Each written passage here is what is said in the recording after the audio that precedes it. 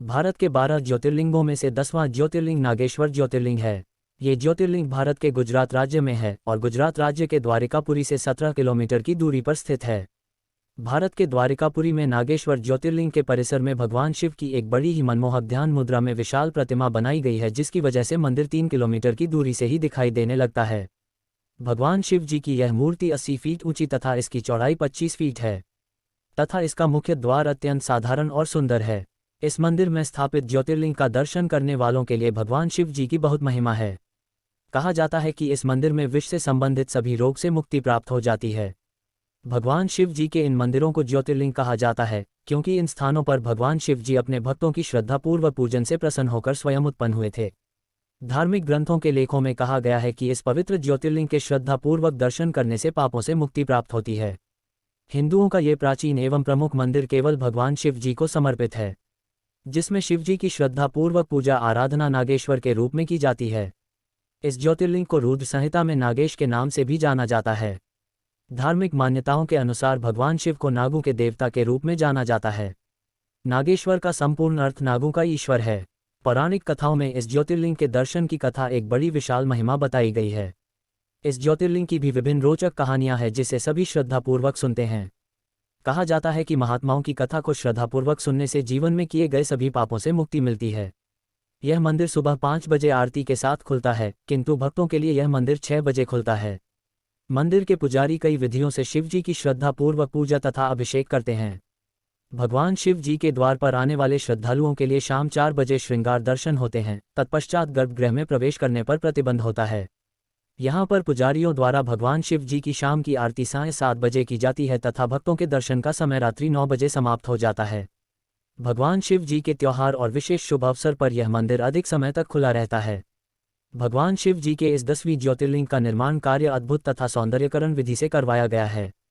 नागेश्वर मंदिर के मुख्य गर्भगृह के निचले स्तर पर भगवान शिव जी के इस ज्योतिर्लिंग को स्थापित किया गया है।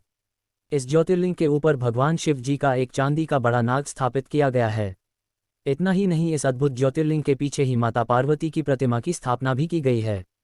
कहा जाता है कि जिन श्रद्धालुओं को ज्योतिर्लिंग का अभिषेक करना है वहां के पुजारियों से अनुरोध करके सफेद धोती पहनकर अभिषेक करवाते हैं।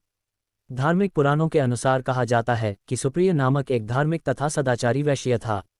वह भगवान शिव जी का परम भक्त था। वह इतना शिव प्रेमी था कि भगवान शिव जी की दिन भर आराधना करता और ध्यान में लीन रहता था। वह अपने कार्य भगवान शिव जी को अर्पित करके ही करता था।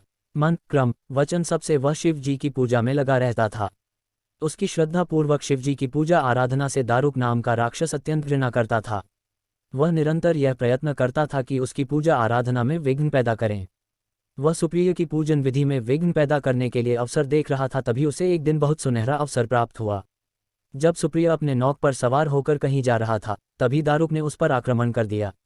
उस पर आक्रमण करने के पश्चात उसकी नौक में सवार सभी यात्रियों को पकड़कर अपनी राजधानी में ले जाकर सुप्रिय सहित सभी यात्रियों को कैद कर लिया।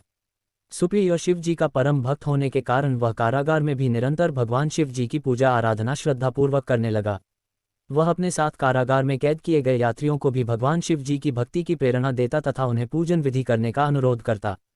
इस विषय में दारुक के सेवक द्वारा सुप्रीम की शिव भक्ति की समाचार जब उसे प्राप्त हुई तो वह अत्यंत क्रोधित होकर उसके कारागार में जा पहुंचा। सुप्रिय की भगवान शिव जी के प्रति अत्यंत ध्यानपूर्वक मुद्रा को देखकर दारुक को अत्यंत क्रोध आया तो उसने अपने एक राक्षस से कहा कि उसके इस ध्यान को भंग करें। अत्यंत प्रयत्न करने के बावजूद राक्षस उनका ध्यान भंग करने में असफल रहे। ये देखकर दारुक के क्रोध की सीमा बढ़ गई।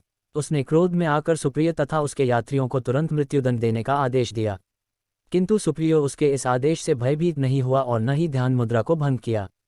इस आदेश से मुक्ति पाने के लिए वह ध्यानपूर्वक भगवान शिव जी की एकाग्र मन से आराधना करने लगा।